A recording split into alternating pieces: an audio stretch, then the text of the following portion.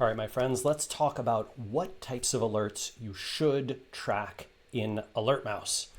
Now, I use Alertmouse for the companies that I run. I run 3 different companies: Alertmouse itself, SparkToro, and Snackbar Studio, video game company. So I have set up alerts for all sorts of different things. Datos is our clickstream data partner. Because we do so many research reports with them, SparkToro does, I have set up an alert for their name. And I want to show you something. This alert is set up to do some interesting things. Because Datos is a common word, I have made sure that it only contains the word Datos and clickstream, which filters out a lot of irrelevant stuff. You can do this when you set up an alert, or you can click this edit alert button. I also track my personal name, Amanda Natividad's name, which is our CMO, our Chief Marketing Officer at SparkToro. I track my wife's name, Geraldine de Ruyter. Sometimes she gets mentioned on the web, then I want to send it to her because people are saying nice things about her books or her work.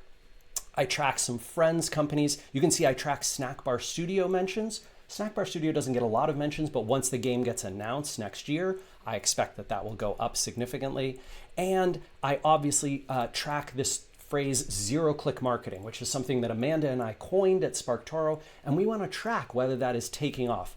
So you can see here, right, if I want to check this out, I can see that, hey, in September, we got some decent mentions. And you can change this to see over time the spikes and valleys of mentions that you might get. I suggest tracking 3 kinds of things, all that I've shown you here. I suggest tracking your brand name, like Alertmouse or SparkToro, right? My company name, Snackbar Studio. I suggest tracking personal names, especially if you have important people or influential people in your company, your brand, yourself. Like I track Rand Fishkin and Geraldine de Ruyter and Amanda Natividad. And then I suggest tracking things potentially like partners or books and product names, right? I have Lost and Founder tracked here.